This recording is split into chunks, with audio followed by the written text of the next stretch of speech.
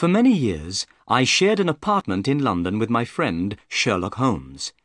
My name is Dr. Watson. I worked as a doctor in the British Army for several years. While I was in the army, I travelled to many strange and interesting places. I had many exciting adventures. Then one day, in Afghanistan, I was shot in the shoulder. My wound was deep and took many months to heal. I nearly died from pain and fever. At last, I got better, but I could not work in the army any more. I retired from the army and came back to England. That is why I was living in London with Sherlock Holmes. I had known my friend for many years. Our address was 221B, Baker Street, in the centre of the city. I enjoyed sharing an apartment with Holmes. My friend was a very clever man. He was the most famous private detective in London. He helped to solve crimes and catch criminals. When people were in trouble or needed help, they came to Holmes. Sometimes the police came to Holmes and asked for help in catching a criminal. Sherlock Holmes did not care if his clients were rich or poor. He enjoyed solving their interesting problems. He was very happy when he was working. It was the most important thing in his life. One afternoon, I was reading a book and Holmes was standing by the window in our sitting room. Usually, he was very busy and active, but this afternoon he did not seem very happy. I was worried about my friend. "What's the matter with you today, Holmes?" I asked. "Come and stand at the window, Watson," Holmes said. "Look out into the street. See how uninteresting London is today." It was winter. The street outside was almost empty. Everyone was at home in front of their warm fires. "I need some work, Watson," said Holmes impatiently. "I cannot live without interesting problems and mysteries. That's why I became a private detective. I love my work. It keeps my brain active. But when there are no crimes and no mysteries to solve, then life becomes very boring for me." He turned sadly away from the window. At that moment, there was a knock at the door. Our housekeeper came into the room. She was carrying a small white card on a silver tray. Holmes picked up the card. "Miss Mary Morstan," he read aloud. "I don't know anyone of that name. Please ask the lady to come in. Perhaps it is a new client." A few moments later, Miss Morstan entered the room. She was young and not very tall, with blonde hair and blue eyes. Her clothes were not fashionable, but they were clean and tidy. She had a lovely face. I noticed at once that she looked worried and unhappy. "Please sit down, Miss Morstan," said Holmes kindly. "I am Sherlock Holmes, and this is my good friend, Dr. Watson. Dr. Watson and I have worked together many times." "I'm very pleased to meet you both," said the young lady. Then she turned to Holmes and looked at him with her lovely blue eyes. "Mr. Holmes, I've heard that you give people good advice. I'm not a rich woman, but I hope you can help me too. Something very strange has happened. Mr. Holmes, I need your help." The picture sequence from the cinema has finished. You can look at it once more if you want. Holmes rubbed his hands together excitedly. His eyes shone, and he leant forward in his chair. "Tell us your story," he said. Miss Morstan began her story, and we listened. "My father," she began, "was a captain in the army. When I was very young, he was sent to India. My mother was dead, and I had no other relatives in England. So, while my father was away, I was sent to school. When I was 17, I received a letter from my father. He said that he was leaving India and coming back to England. He gave me the address of a hotel in London. He asked me to meet him there. I was very happy and excited about seeing my dear father again. I went to London and arrived at the hotel.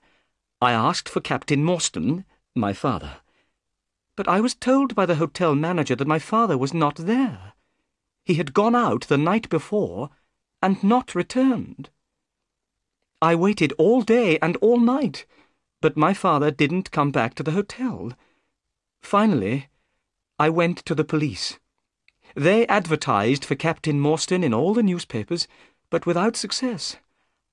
I never saw my dear father again." Miss Morstan began to cry.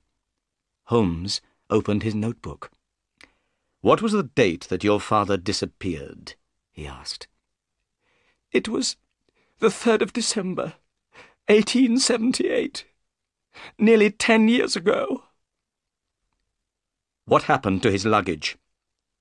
"It was still at the hotel," replied Miss Morstan. "The cases contained some books and clothes and some paintings and ornaments from the Andaman Islands."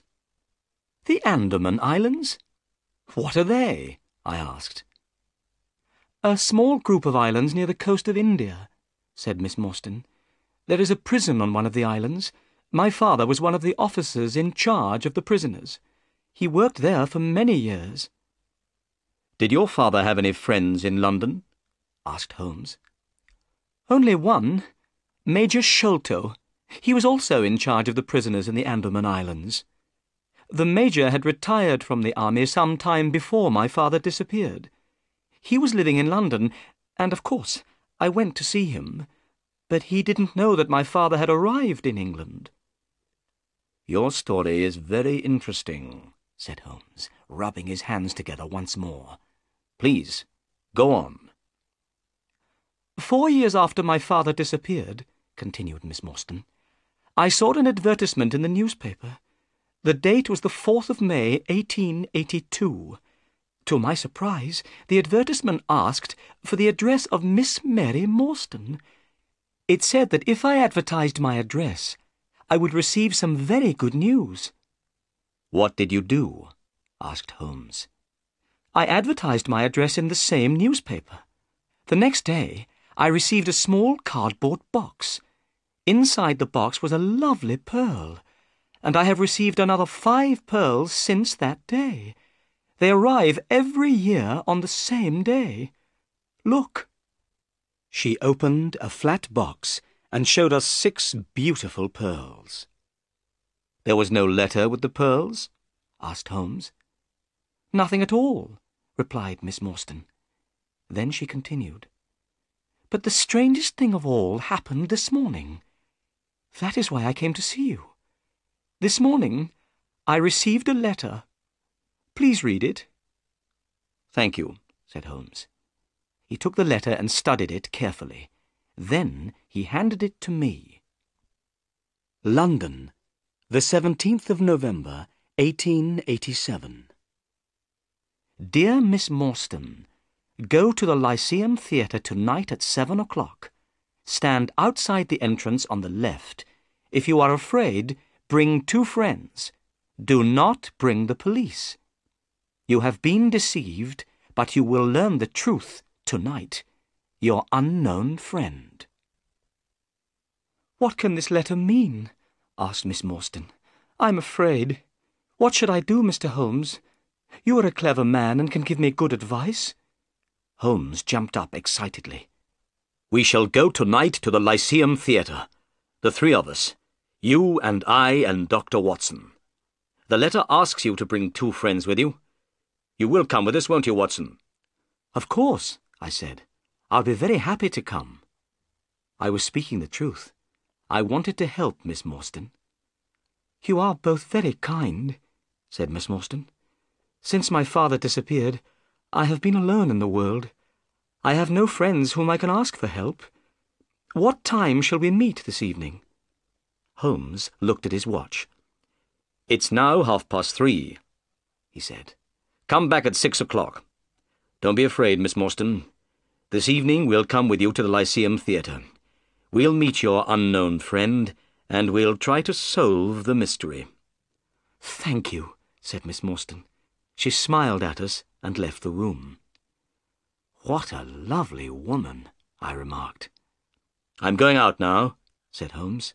"I'll be back in about an hour." When Holmes had gone, I sat down by the window and tried to read a book, but I could not stop thinking about Miss Morstan. I hoped that we would be able to help her. The picture sequence from the cinema has finished. You can look at it once more if you want. At 5:30, Holmes returned. He was very pleased about something. "I have had great success, Watson," he said, as I gave him a cup of tea. "What, Holmes? Have you solved the mystery already?" I asked in surprise. No, but I have discovered something very interesting. Miss Morstan said that her father had a very good friend in India. His name was Major Sholto. "Yes," I said. "Major Sholto had retired from the army. He was living in London when Captain Morstan disappeared, but he did not know that Morstan was in England." "Well," said Holmes, "I've just been to the offices of the Times newspaper. I looked through the old copies of the newspaper, and I discovered that Major Sholto died on the 28th of April, 1882. "Perhaps I'm very stupid, Holmes, but I don't see why this discovery is interesting." "Listen," Holmes said. "Captain Morstan disappeared. He had one friend in London, Major Sholto, but Major Sholto said that he didn't know that Captain Morstan was in London. 4 years later, on the 28th of April, 1882, Sholto died. A few days later, on the 4th of May, 1882, Captain Morstan's daughter saw the advertisement in a newspaper. Then she received a valuable present. These presents came every year. Why do the presents arrive on that day? They must have something to do with Sholto's death." I was still puzzled. "But Sholto died 6 years ago," I said. "Why did Miss Morstan receive that letter today, 6 years later? The letter speaks of telling her the truth. What can it mean?" "I hope that we'll find the answers to these questions tonight, Watson," said Holmes seriously. "Are you ready? It's 6 o'clock, and here is Miss Morstan." Miss Morstan entered the room. She was wearing a dark cloak and hat. She did not seem afraid, but her beautiful face was very pale. I picked up my hat and my heaviest stick. I noticed that Holmes took his gun from his drawer and put it into his pocket. We got into a cab and were soon on our way to the Lyceum Theatre. In the cab, Miss Morstan took a piece of paper out of her bag. "Mr. Holmes, I forgot to show you this. This note was found in my father's luggage. It is very strange. I don't know what it means. Perhaps it isn't very important, but I wanted you to see it." Holmes unfolded the note carefully and spread it on his knee. He took a magnifying glass out of his pocket and examined the paper. "This paper was made in India," he remarked. "Have a look at it, Watson." I took the note and studied it carefully. The paper was thin and old. There was a drawing on the paper. "It looks like the plan of a large building," I said. "Somebody has made a mark to show a certain place in the building. But what are these names at the bottom? And what is the meaning of the sign of 4?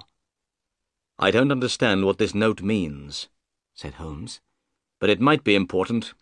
I will keep it." He sat back in the cab. Miss Morstan and I talked quietly together, but Holmes did not say anything. I knew he was thinking hard. It was getting dark, and the people in the streets were hurrying home from work. I was feeling a little afraid. I wondered what kind of person we would meet at the Lyceum Theatre. There were many people outside the theatre. Everyone was meeting friends and going in to see the play. The letter had told us to stand outside on the left. We waited. Suddenly, a small, dark man appeared. "Are you Miss Morstan and her friends?" he asked. "Yes," she said. "You must promise me that these men are not policemen," said the stranger. "They are not policemen," replied Miss Morstan. "Then come with me," said the man. He led us quickly across the street to another cab and opened the door. We went inside. The man closed the door and jumped up onto the driver's seat of the cab. The horse moved off quickly. We passed through so many streets that I was very soon lost. I had no idea where we were going. I was feeling nervous, and Miss Morstan's face looked white. Sherlock Holmes was calm. Our strange driver did not turn round or speak to us. The only sound was the noise of the horse's hooves. At last, we stopped. We were outside a house in a dark, quiet street. It had only one small light in the kitchen window. There were no lights in any of the other houses in the street.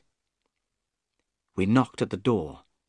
It was opened immediately by an Indian servant. The Indian was wearing a bright yellow turban on his head.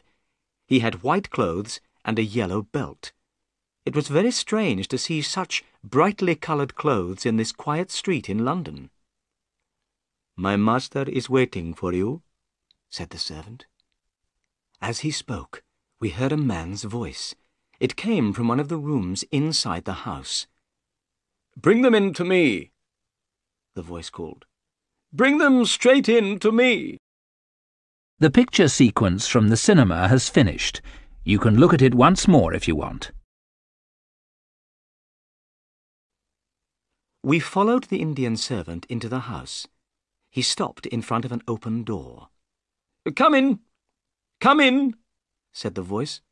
We entered, Holmes, Miss Morstan, and myself, and were astonished. The room in which we were standing was full of Indian paintings and ornaments. The carpet was soft and very thick.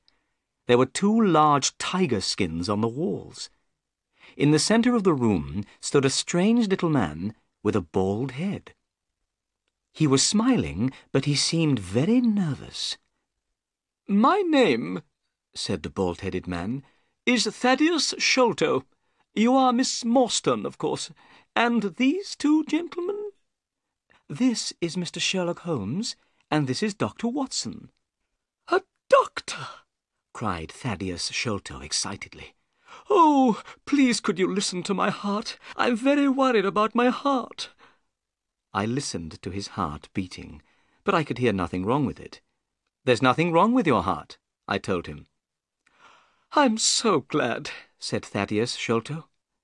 "Miss Morstan, your father had a very weak heart. If his heart had been stronger, he would have been alive today." Miss Morstan sat down, and her face turned very white. "I knew that he was dead," she said. There were tears in her eyes. I was very angry with Thaddeus Sholto. He did not notice how much he had upset Miss Morstan. "Please, tell us why we've been brought here," said Miss Morstan. So Thaddeus Sholto began his strange story, and we listened. "My father," Sholto said, "was Major Sholto of the Indian Army. He retired from the army about 11 years ago. He bought a house in North London. He called the house Pondicherry Lodge.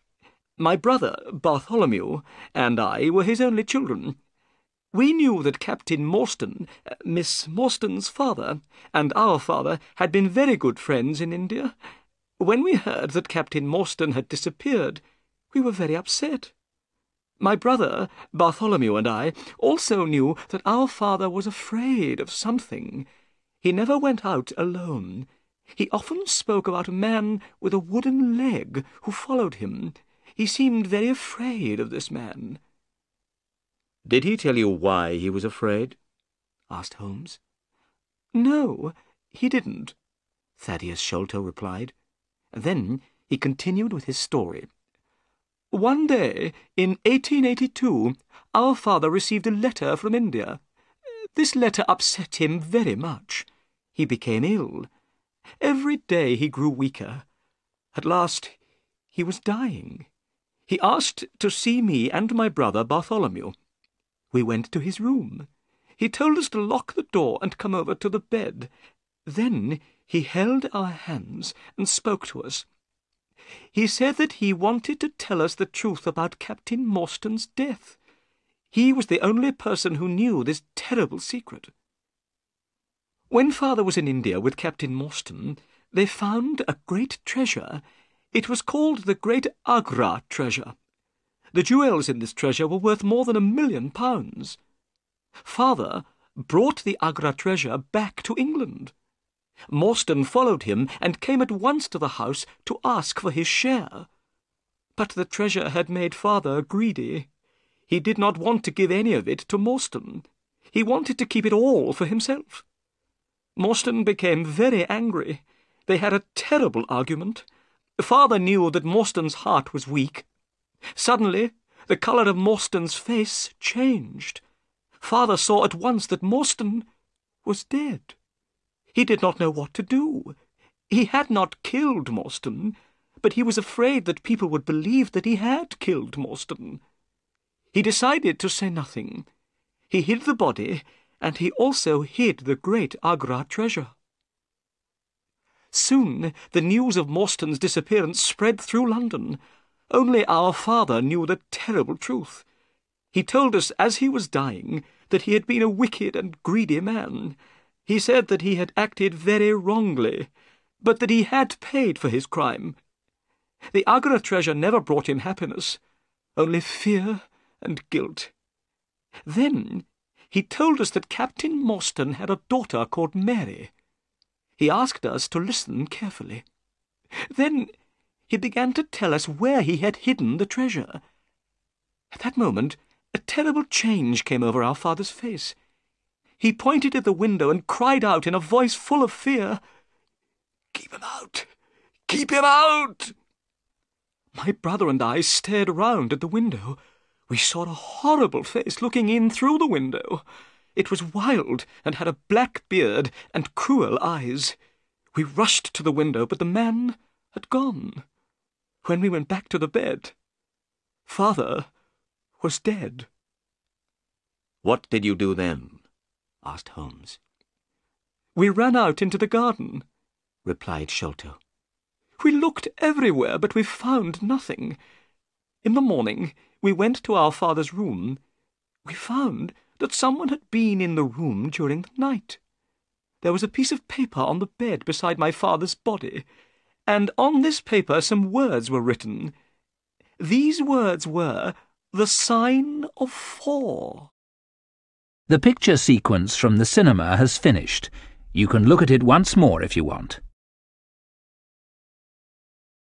Holmes, Miss Morstan and myself looked at each other in surprise. My body felt cold with fear. "The same words, 'The sign of 4, were written on that strange note in Captain Morstan's luggage," said Holmes. "What can it mean?" I whispered. Miss Morstan turned to Thaddeus Sholto. "Why did you send me the pearls?" she asked. "On the table, beside our father's bed, was a gold cup," Sholto answered. "It was decorated with 6 pearls. Our father had told us that this cup was part of the Agra treasure. He had wanted us to share the treasure with you. So we found your address and sent you the pearls, one by one." "That was very kind of you, Mr. Sholto," said Miss Morstan. "Not at all," said Sholto. "But now I am going to tell you something very exciting. Yesterday, my brother and I found the great Agra treasure." "You found the treasure?" we repeated in astonishment. "Yes. Our father had died before he told us where it was hidden. My brother Bartholomew and I searched for the treasure for 6 years. Yesterday, we found it. That is why we sent you the letter, Miss Morstan. We have found the treasure, but half of it belongs to you." "Where is the treasure now?" asked Holmes. "At my father's house, Pondicherry Lodge," replied Sholto. "My brother Bartholomew lives there now. We must go there immediately so that Miss Morstan can see the treasure and claim her share. Bartholomew is expecting us. Miss Morstan, tonight you will be a rich woman." Miss Morstan was going to be very rich. I should have been very happy, but I did not feel happy at all.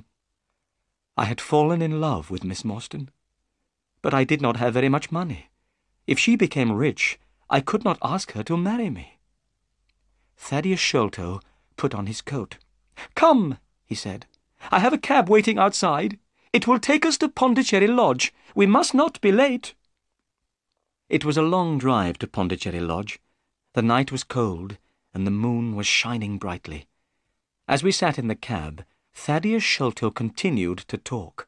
Holmes, Miss Morstan, and myself listened. "My brother Bartholomew is a very clever man," he said. "He knew that the treasure was somewhere in the house. He had an idea.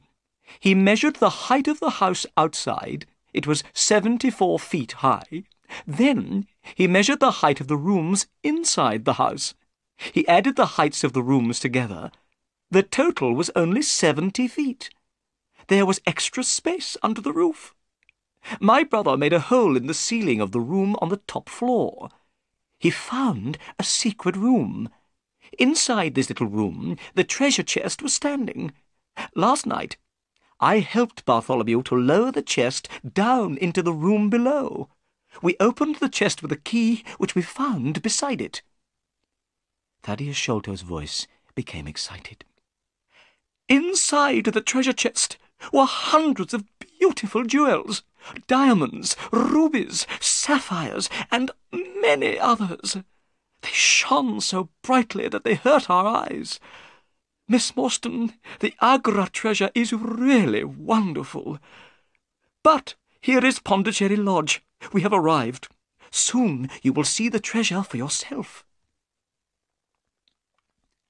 It was now nearly 11 o'clock. Pondicherry Lodge was a big house with a high wall around it. Everything was black and silent. There was no light except the moonlight. "This is very strange," Thaddeus Sholto said nervously. "I don't understand why there are no lights. My brother Bartholomew is expecting us, but the house is dark." We walked up to the house. Suddenly we heard a noise coming from inside that great black house. It was the sound of a woman crying. "The only woman in the house is the housekeeper," said Sholto. "Something is wrong." We hurried to the door and knocked. A tall old woman opened it. Her face was white with fear. "Oh, Mr. Thaddeus, I'm glad you've come," she said. "I'm very frightened. Come into the house, Mr. Thaddeus. Oh, I'm glad that you're here. Something terrible has happened to your brother." The picture sequence from the cinema has finished. You can look at it once more if you want. Thaddeus Sholto began to shake with fear. His face was very white. "What do you mean?" he asked the housekeeper. "What is the matter with my brother?" "He locked himself in his room. He was there all day. When I knocked on the door, he would not answer me," she said. "I knew that something must be wrong. A short time ago, I went upstairs. I looked through the keyhole of the door of his room. I saw your brother's face, Mr. Thaddeus. It looks terrible. You must go up, Mr. Thaddeus. You must go up and see for yourself." The housekeeper started to cry again. "You must all go upstairs," said Miss Morstan. "I'll stay here and look after this poor woman." We left the two women, Miss Morstan and the housekeeper, downstairs. Holmes took the lamp and led the way. Thaddeus Sholto and I followed him. We climbed up the stairs. There was a passage at the top of the stairs. At the end of the passage was a door. Thaddeus Sholto pointed to this door. "That's the door of my brother's room," he whispered. We hurried forwards. Holmes turned the handle, but the door was locked. Then he bent down and looked through the keyhole. He stood up again, quickly. "My God!" he cried. "It's the work of the devil." I bent down and put my eye to the keyhole. I felt very sick and afraid. The bright moonlight was shining into the room. I could clearly see a face. This face was looking straight at me. It did not move. There was a horrible smile on the face. "This is terrible," I said to Holmes. "What shall we do?" "We must break down the door," he replied. We threw ourselves at the door, and it broke with a sudden crack. We were inside Bartholomew Sholto's room. Bartholomew Sholto was dead. He was sitting in a chair by a table. His body was stiff and cold. I could see that he had been dead for many hours. The dead man's body was twisted with pain. There was a horrible smile on his face. There was a piece of paper on the body. Holmes picked it up and read it. "Look," he said. In the light of the lamp, I read with horror, "The sign of 4." "What does it mean?" I asked. "It means murder," Holmes replied. He pointed to Bartholomew Sholto's ear. "Look." I looked. I saw something sticking in the dead man's skin near his ear. "It looks like a thorn," I said. "It is a thorn," said Holmes. "You can take it out, but be careful. It is poisoned."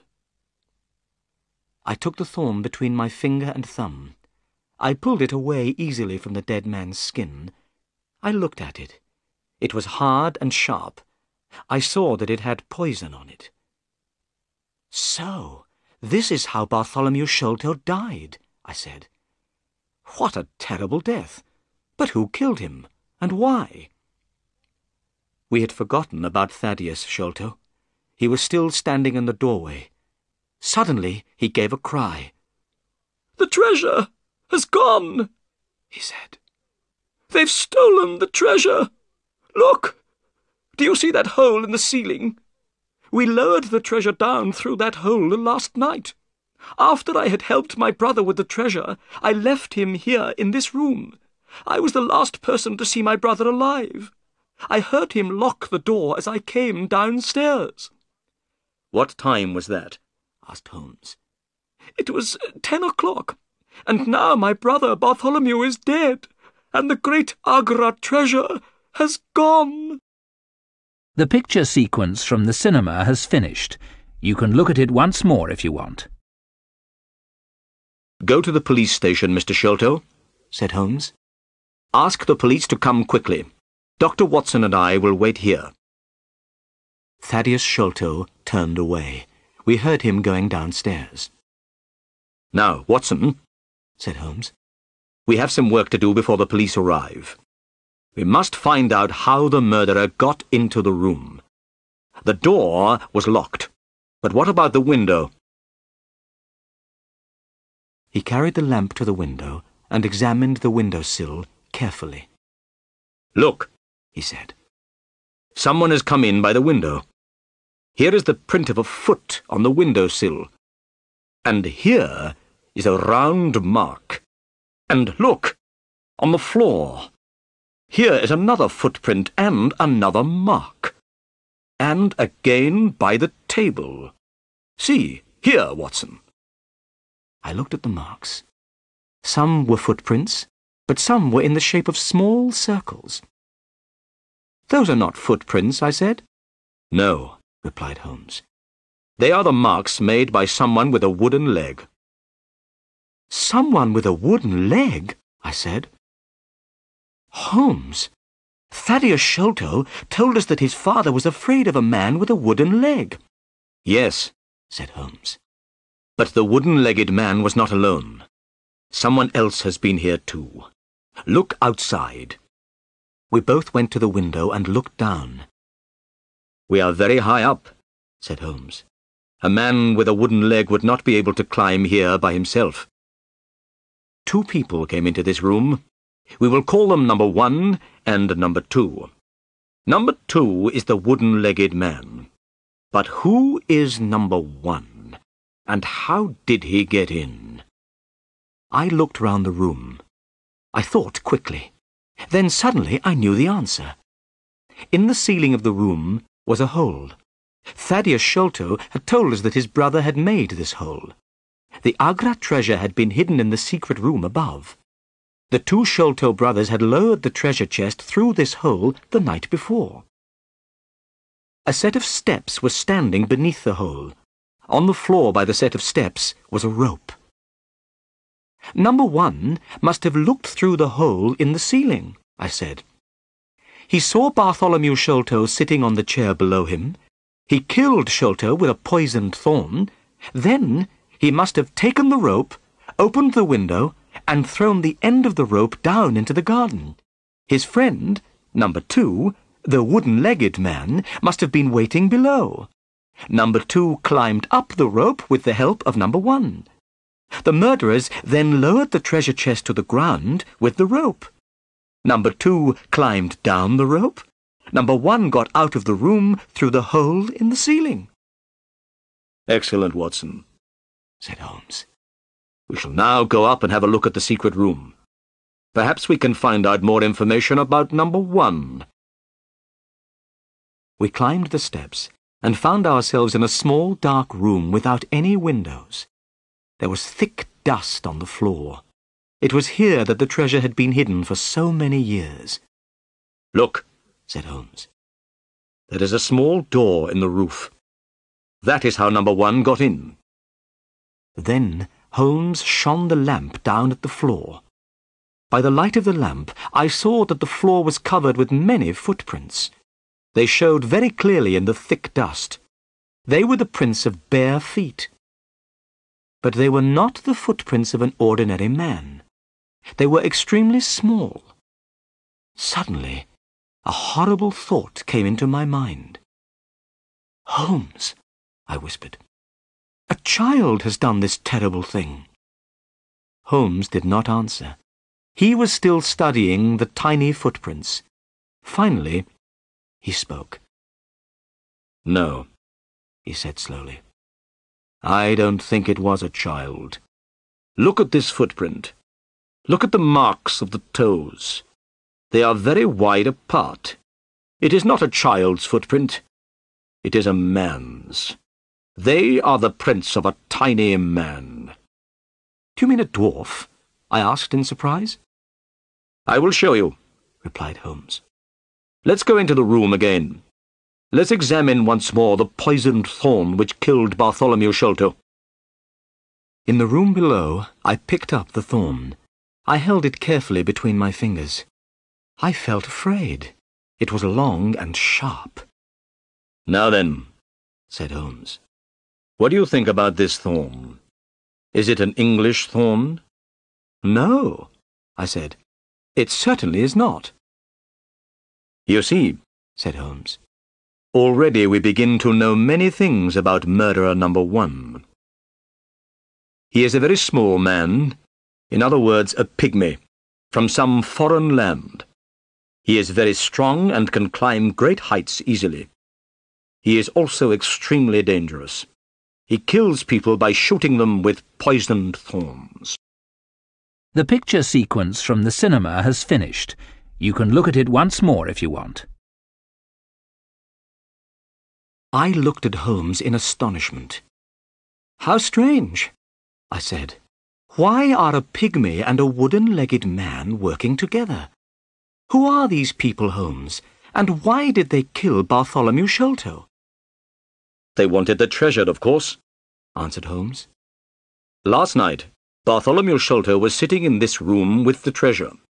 The pygmy came in through the roof and saw him. The only way to get the treasure was to kill Sholto.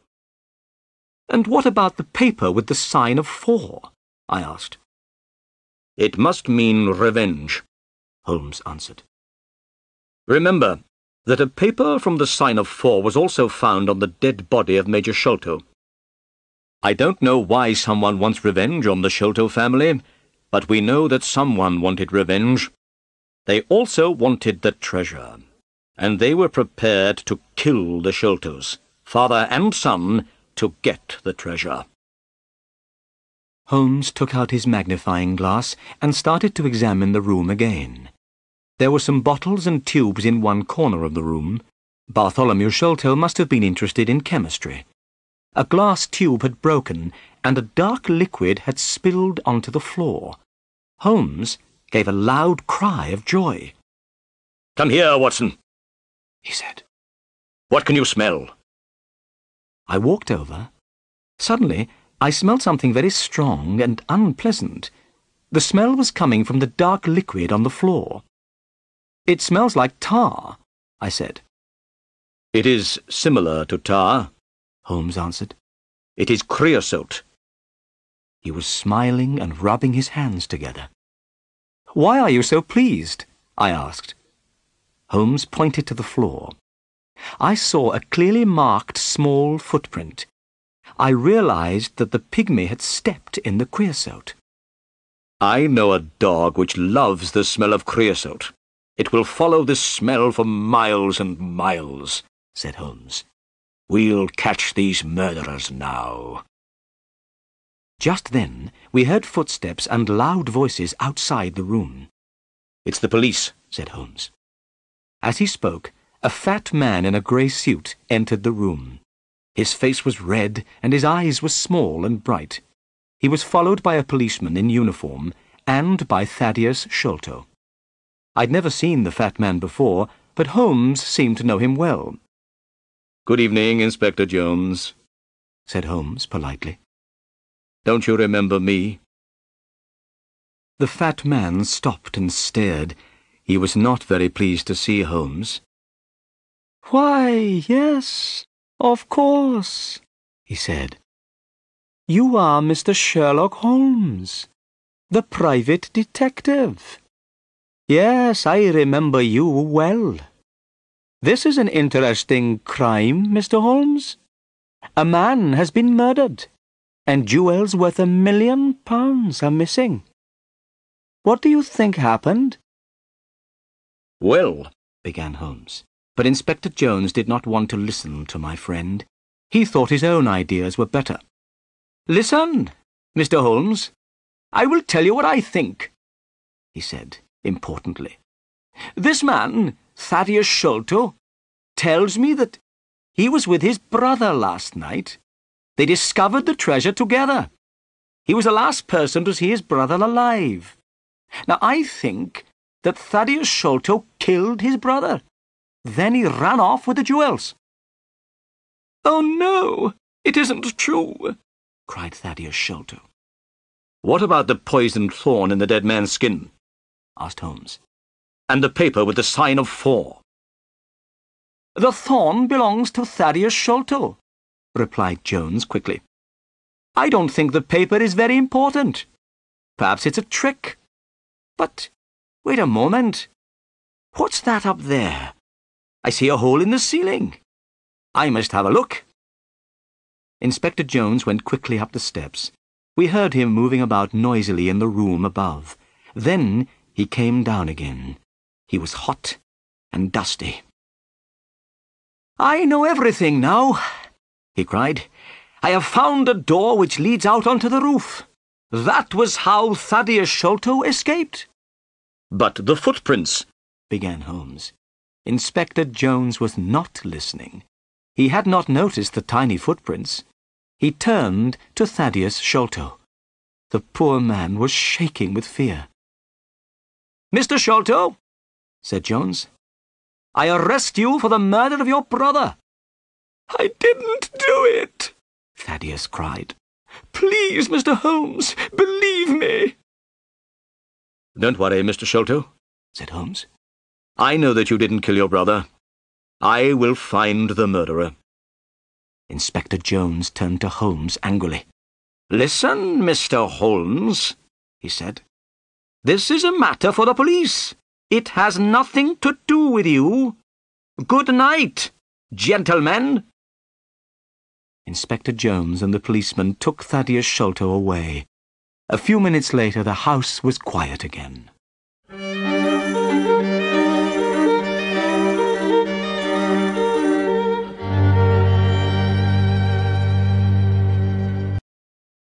The picture sequence from the cinema has finished.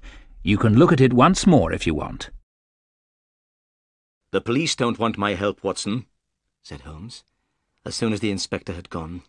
"Inspector Jones thinks he has solved the crime and caught the murderer, but they have arrested the wrong man. I agreed with Holmes. I was sure that Thaddeus Sholto was not the murderer. "We must be quick, Watson," said Holmes. "I want you to do 2 things. First, take Miss Morstan home. Second, go to this address, 3 Pinchin Lane. Ask for Mr. Sherman. He has an old dog called Toby. I want you to bring Toby here. Meet me here in 2 hours' time." I took Miss Morstan home in Thaddeus Sholto's cab. She was very upset by what had happened and spoke very little. I promised that I would visit her the next day. Then I went to the address which Holmes had given me. It was the middle of the night, and the streets of London were black and silent. As the cab went along, I thought about everything that had happened. We had discovered the truth about some things. The death of Captain Morstan, the sending of the pearls to Miss Morstan, the advertisement, the letter. All these things were clear. Now there were other mysteries which we had to solve. Where was the Indian treasure? What was the plan found in Morstan's luggage? Who wanted Bartholomew Sholto to die? Where were the pygmy and the wooden-legged man? What did all these things mean? And what was the mysterious sign of 4? I hoped that Sherlock Holmes would discover the answer to these questions. Soon I arrived in Pinchin Lane, the address where Holmes had sent me. It was a very poor street, and the houses were old and dirty. I found house number 3 and knocked on the door. After some time, a face looked out from a window above. It was not a friendly face. "Who are you?" said the face angrily. "What do you want?" Come down and open the door," I said. "I have something to ask you." "Go away at once," said the face. "If you don't, I'll let out 50 dogs upon you." "My friend, Mr. Sherlock Holmes," I began. At these words, the window suddenly shut, and a few minutes later the door opened. I saw an old man with grey hair and beard holding a candle in his hand. "Come in, sir," he said. "I'm Mr. Sherman. I'm sorry that I was rude. I didn't know that you were a friend of Sherlock Holmes." I went into the small, dirty house and stopped in astonishment. There were cages everywhere I looked. All the cages contained different kinds of animals. I could see their eyes shining in the candlelight. "What does Mr. Holmes want?" asked the old man. "A dog called Toby," I answered. "Toby is my best dog," said Mr. Sherman. "He loves to follow strong smells, especially the smell of creosote. That's his favourite." "That's why Mr. Holmes wants him," I said. "Wait here. I'll go and get him." The old man came back after a few minutes. He was pulling a dog on a lead. The dog looked very strange. It had very long ears and very short legs, and its eyes were large and sad. "This is Toby," said Mr. Sherman. "He'll go with you. He's a friendly dog." The dog licked my hand and wagged its tail. I put some money into Mr. Sherman's hand, and the old man gave me Toby's lead. When I got back to Pondicherry Lodge, I found Sherlock Holmes standing outside the door. He was smoking his pipe. "Excellent, Watson," he cried when he saw me. "You've done well. Good dog, Toby. Come here. Good dog." Holmes took a handkerchief out of his pocket and gave it to Toby to smell. The handkerchief was covered with creosote. The dog went mad with excitement. His sad eyes shone with happiness, and his tail wagged. "See how he loves the smell," said Holmes. "We won't have any problems now." Holmes pointed at a drain pipe, which went down from the roof of the house. "While you were away, Watson," he said, "I went up onto the roof and discovered how the pygmy climbed up and climbed down again. He used that drain pipe." The drain pipe ran all the way down from the roof to the garden below. There was a large barrel full of water under the end of the drainpipe. "He climbed down that drainpipe and on to the barrel beneath," said Holmes. "It was very easy to follow his trail. He left marks everywhere. He also dropped this." Holmes put his hand in his pocket and took out a small bag made of dried grass. I looked inside. To my horror, I saw 5 or 6 long, dark thorns. They were the same as the one which killed Bartholomew Sholto. "The murderer has lost these," said Holmes. "Let's hope that he doesn't have any more. Don't touch them, Watson. They are poisoned. But come, where's Toby? We must begin." Holmes took Toby's lead and pulled the dog to the bottom of the water barrel. Toby smelled all round carefully. Suddenly, he began to bark excitedly. He had found his favourite smell, the smell of creosote. Then he started to pull at his lead. "He's on the trail," cried Holmes. "Let's go!" The picture sequence from the cinema has finished. You can look at it once more if you want. Toby pulled at his lead and ran quickly through the grass. He ran so quickly that it was difficult to follow him. The sky was beginning to get light now. Toby ran along the paths in the garden under the trees and bushes. Then he reached the garden wall and ran along beside it. Finally, he stopped at a place in the wall where the bricks were loose. "This is the place where they got into the garden," said Holmes. "It is easy to climb up and down here. Look, do you see this mark? It is the print of a man's hand." He pointed at a flat stone. I saw a dirty handprint on the stone. Holmes picked up the dog and climbed over the wall. I followed. Toby soon found the trail again. Toby did not look to the right or the left. He ran straight ahead with his nose to the ground.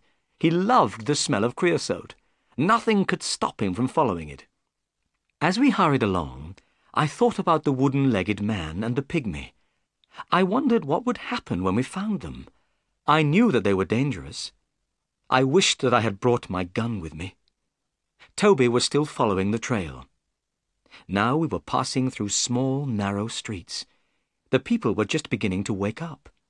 The men were going on their way to work. The women were opening their windows and cleaning their houses.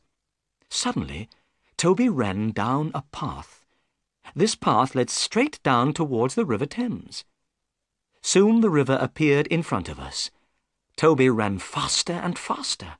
The path went down to the water's edge. It ended at a small wooden jetty. Toby stopped.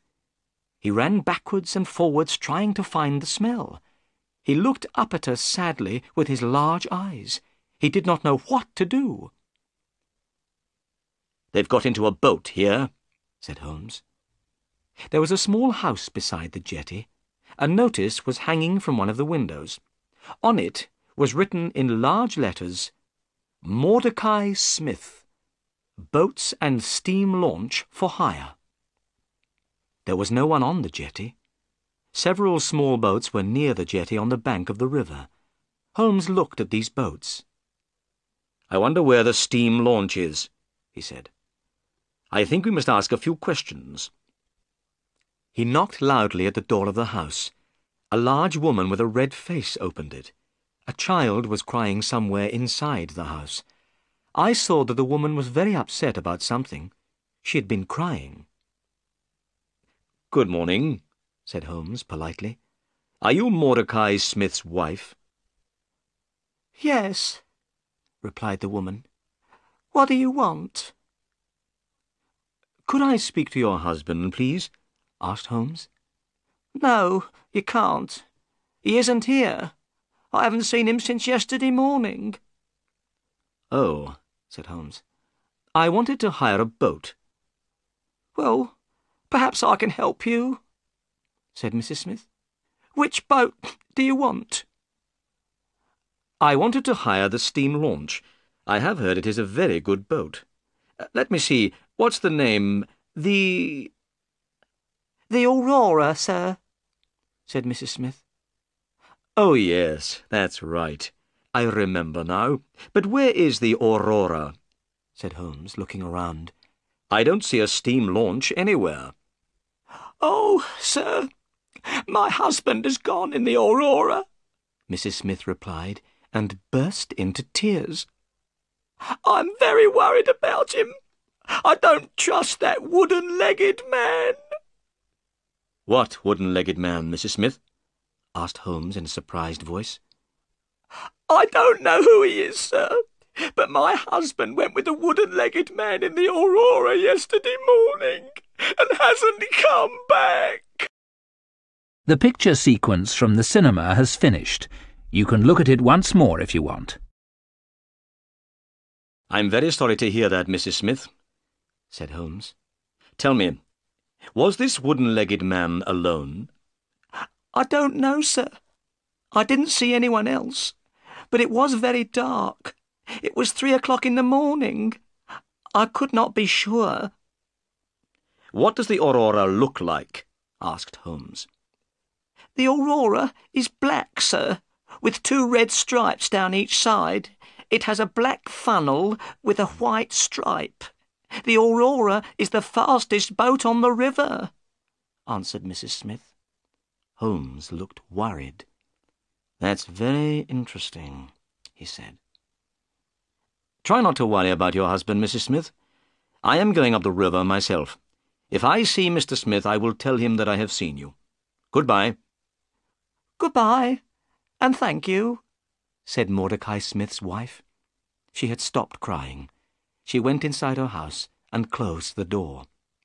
Watson, we must find Mordecai Smith and the Aurora as soon as possible, said Holmes.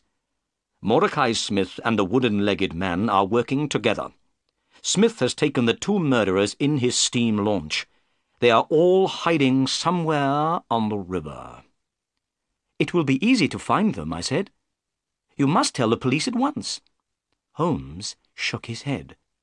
No, I don't want these criminals to know that anyone is looking for them. They will try to escape again. I have a better idea, Holmes went on. I have many agents everywhere up and down the river. These agents are clever. I pay them to bring me information. They always know what is happening on the river. I will ask my agents to look for Mordecai Smith and the Aurora. But you look tired, Watson. Let's go home and have breakfast. It was now nearly 8 o'clock in the morning. I did feel very tired. I was glad to go home to Baker Street. When I had a bath and changed my clothes, I came downstairs to breakfast. Holmes was drinking coffee and reading a newspaper. Look, Watson, he said. Here is a report about the murder of Bartholomew Sholto at Pondicherry Lodge, and about the arrest of Thaddeus Sholto by Inspector Jones last night. I took the paper and read the report. I felt sorry for Thaddeus Sholto. Inspector Jones had made a stupid mistake by arresting him. I knew that Sholto was not guilty of the murder of his brother. I hoped that we would be able to help Thaddeus. But would we be able to find the murderers? Suddenly, there was a loud knock on the door. A few minutes later, 12 children ran into the room. Their clothes were dirty and ragged. They had no shoes on their feet. Their hair was untidy, and their faces had not been washed for a very long time. But they seemed happy and cheerful. "Good morning, Mr. Holmes," said the children together. "Who are these children, Holmes?" I asked in astonishment. Holmes laughed. These are my agents, he said. I sent a message for them to come. Look at them. They can go anywhere, see everything, hear everything. Nobody is afraid of children. Holmes gave each of the children some money. Then he told them what he wanted them to do. You must find a steam launch called the Aurora, he said. It is on the river somewhere, and belongs to Mordecai Smith. The Aurora is black with 2 red stripes down each side. It has a black funnel with a white stripe. You must find it. Now go. The children ran out of the room, all talking together. They went down the stairs and out into the street. My agents will find Mordecai Smith and the Aurora, said Holmes. Now, we must wait.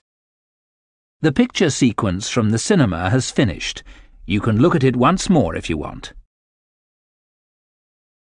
We had not slept all night and I was very tired. I went to bed and woke late in the afternoon. I felt much better. I went downstairs. Holmes was reading a book. I saw at once that he was worried. "Is there any news?" I asked. Nothing at all. I can't understand it. I am very surprised and disappointed. My agents say that they cannot find the Aurora. "Can I do anything to help?" I asked. Nothing. "Then I'll take Toby back to Pinchin Lane. Then I'll go and see Miss Morstan and tell her what has happened." I went to Miss Morstan's house. She looked very pleased to see me. I told her that we had not found the treasure yet, but she did not look disappointed. I was surprised about this, but I was also very pleased. I said good-bye to her and drove back to Baker Street. I went to bed, but I could not sleep. I was thinking about Miss Morstan. I wanted to ask her to marry me. All night I heard Holmes walking up and down in his room. Next morning he looked tired and ill. My agents cannot find the Aurora, he said impatiently. They have searched the whole river. The Aurora has disappeared. We waited all that day, but there was no news. The next day I woke early. It was still dark. To my surprise, Sherlock Holmes was standing by my bed. He was dressed and ready to go out. I have had an idea, Watson, he said. I am going up the river myself. Perhaps I can find the launch. You must stay here. There may be some messages. Holmes left without another word. That day, the time passed very slowly. I picked up a book but was unable to read it. I was thinking all the time about the wooden-legged man and the pygmy. Where were they? Why could Holmes not find them? I was worried about my friend. I knew that he was a clever detective, but perhaps this time he would not be able to catch the murderers. At 3 o'clock in the afternoon, I had a visitor. It was Inspector Jones, the police officer. I was astonished. Inspector Jones had changed completely. 2 days ago, he had been very rude to Holmes. He had not wanted his help. Now, he was very quiet and polite. "Good afternoon, Dr. Watson," said Inspector Jones. "I'm afraid that I made a bad mistake. I have had to let Thaddeus Sholto go. Sholto has proved that he was at a friend's house when his brother died." Inspector Jones looked so sad that I began to feel sorry for him.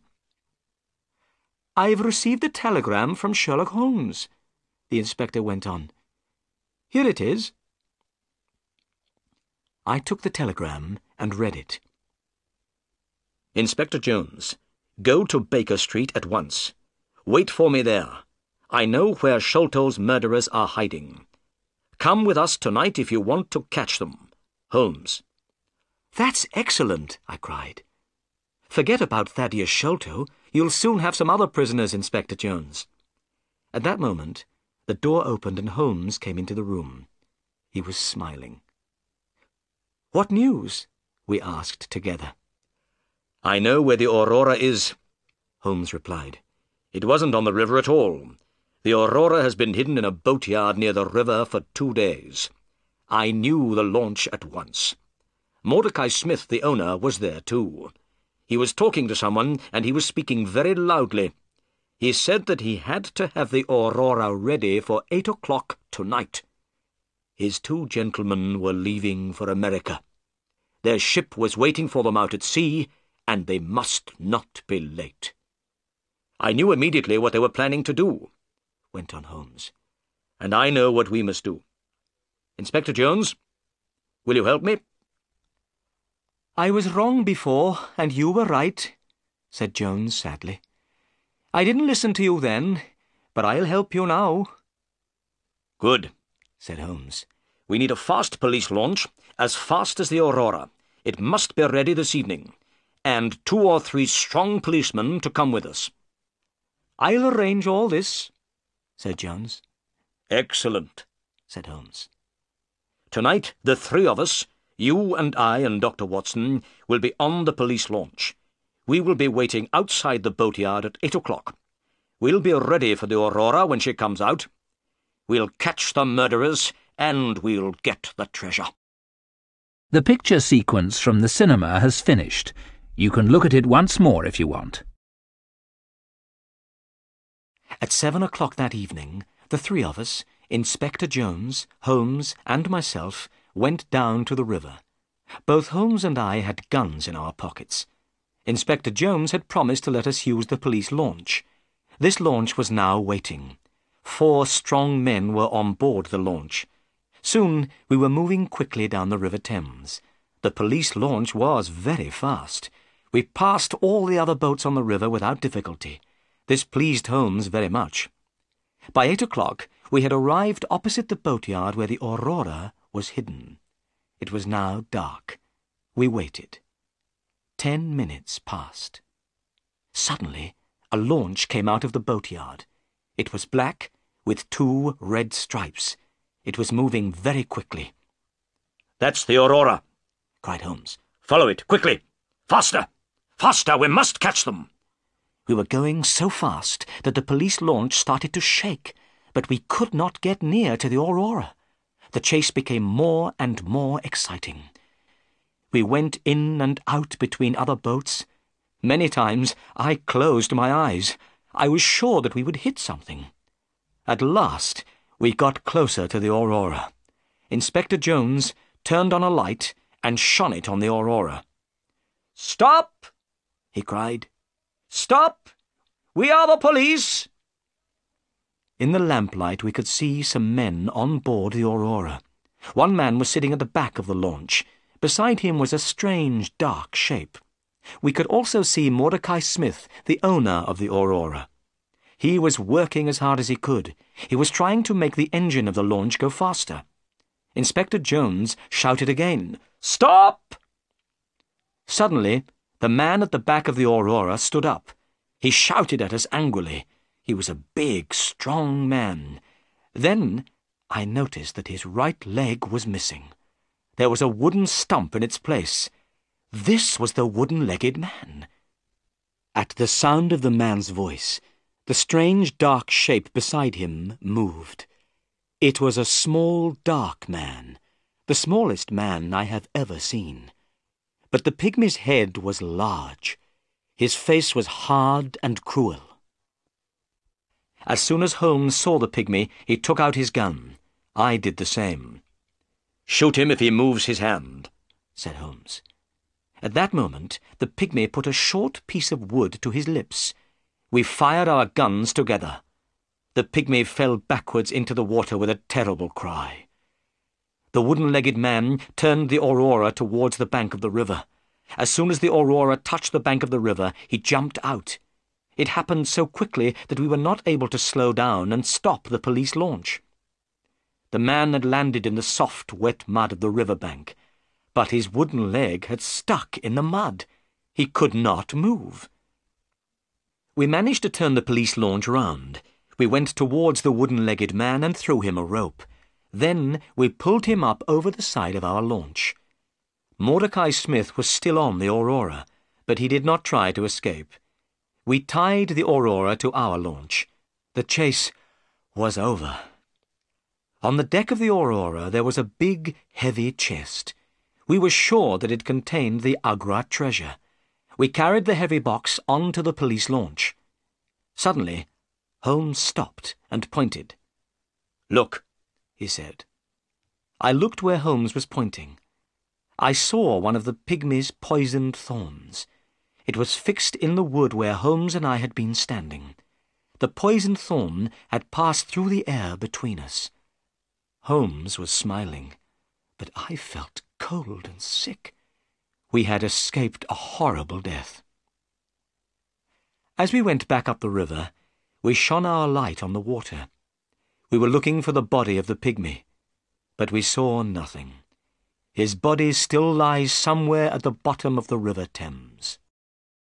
The picture sequence from the cinema has finished. You can look at it once more if you want. The wooden-legged man was our prisoner. He was sitting in the police launch opposite the treasure chest. He was about 50 years old. He had black curly hair and a black beard. He did not look angry any more. He was not interested in anything. "What's your name?" Holmes asked him. "Jonathan Small," replied the man. "Jonathan Small?" repeated Holmes. He took out the piece of paper which had been found in Captain Morstan's luggage. Holmes read out what was written on the piece of paper. "Jonathan Small, Mohammed Singh, Abdullah Khan, Dost Akbar, the sign of 4. "Give me that paper," said the man. Holmes gave it to him. "Yes," Small said. "I am one of the sign of 4. This paper is a plan of the fortress at Agra in India.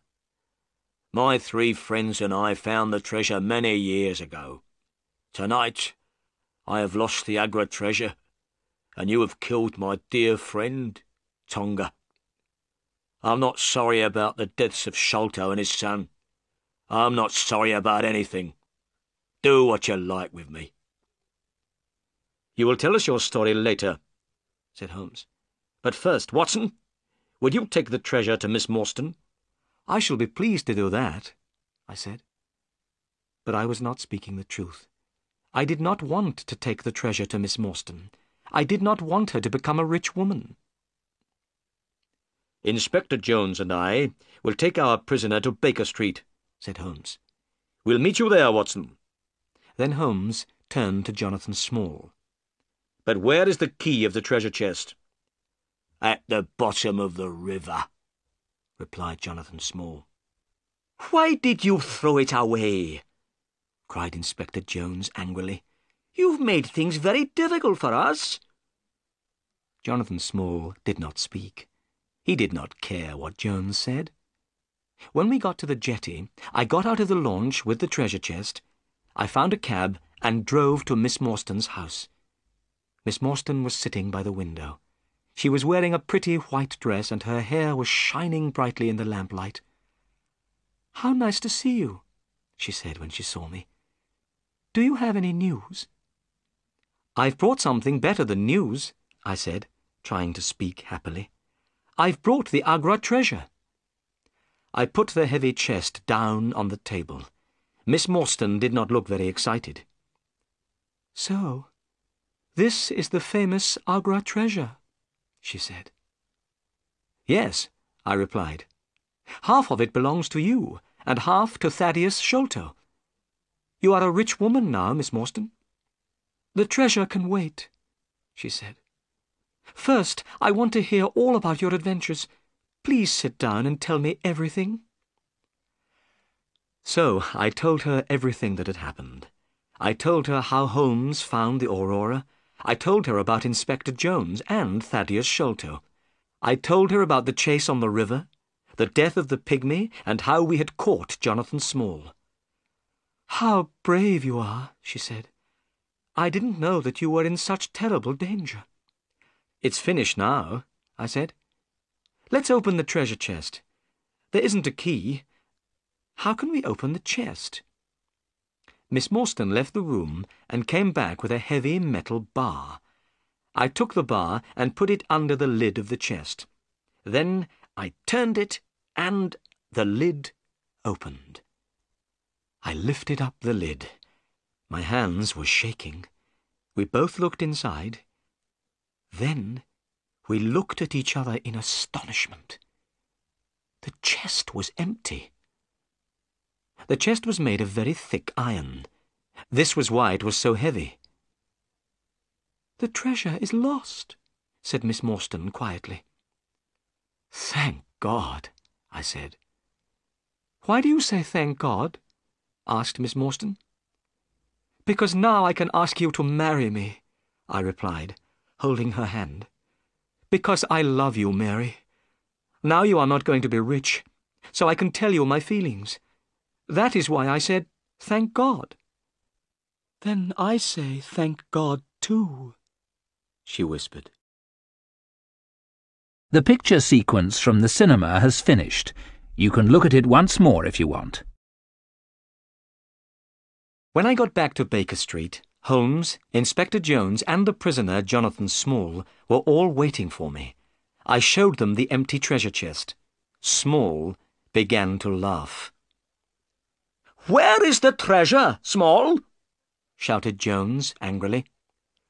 "The Agra treasure belongs to the Sign of Four," said Small quietly. "No one else will have it. I threw it all to the bottom of the river." We all stood astonished. The great treasure of Agra was lost forever.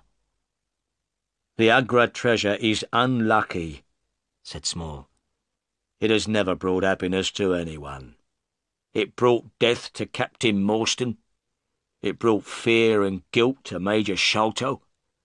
Bartholomew Sholto was murdered because of it. And to me and the other members of the Sign of Four, it has brought prison for the rest of our lives." "You must tell us your story," said Holmes. "What is the Sign of Four?" Jonathan Small began his strange story, and we listened. "I went to India as a soldier in the British Army," said Small. "One day, soon after I arrived, I had an accident and lost my leg. After that, I could not fight any more. Then there was terrible fighting between the Indians and the British. The British all hid in an old fortress at Agra. They shut themselves inside. The walls of this fortress were very thick. The Indians could not get in. I also went to Agra. I had 3 Indian friends who had fought for the British. They came to Agra with me. These men were Muhammad Singh, Abdullah Khan, and Dost Akbar. When we were in the Agra fortress, we heard a strange story. It was about a great treasure which had been hidden in the fortress. It had been hidden for many years. The 4 of us decided to look for this treasure. And one day, we found it.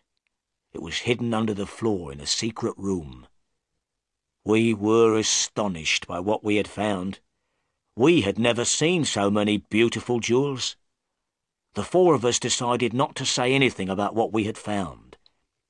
We decided to leave the treasure hidden in the secret room in the fortress.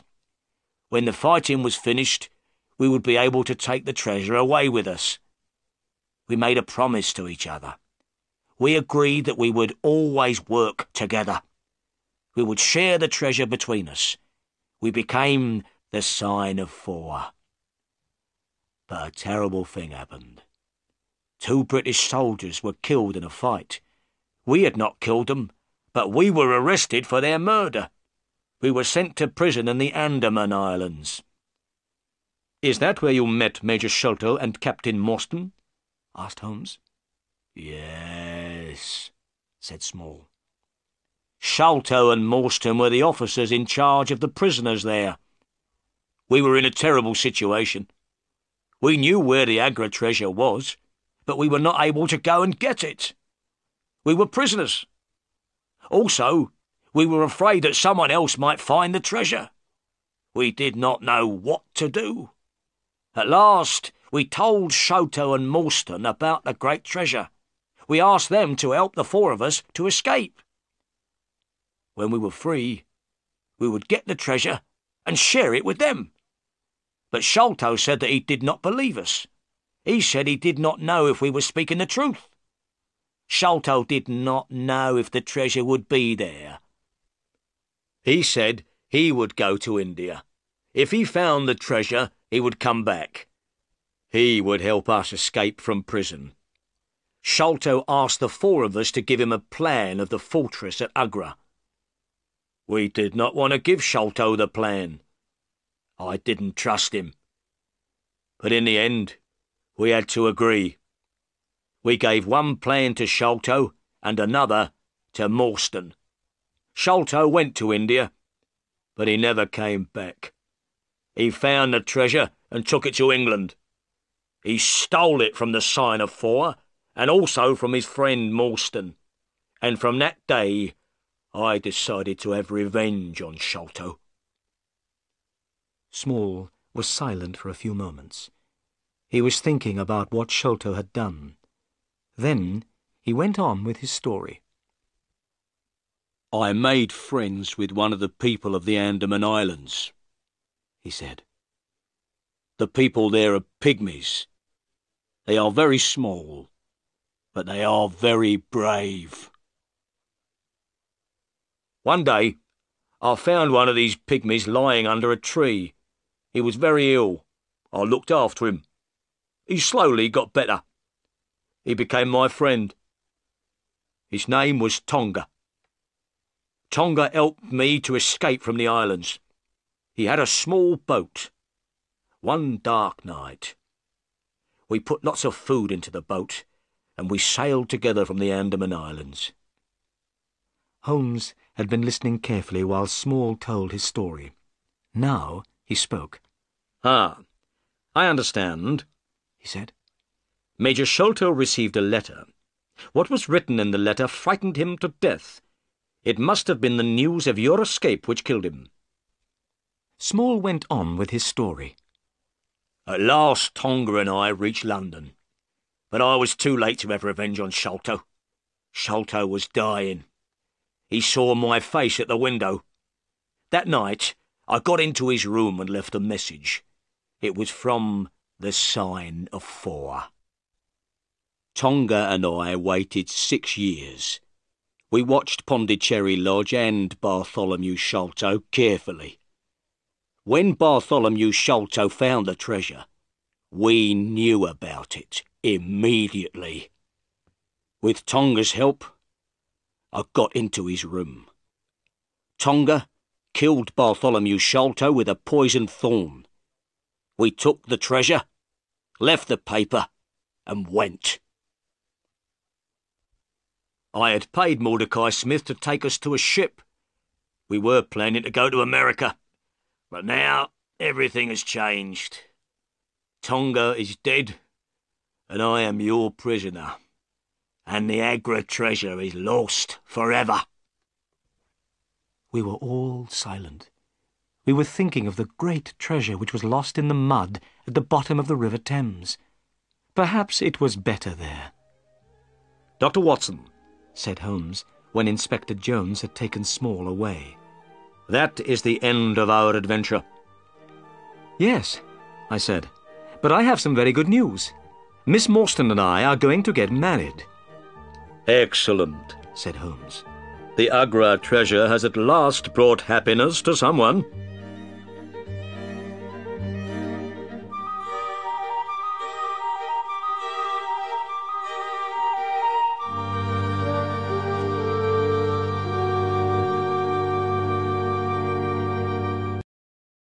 The picture sequence from the cinema has finished.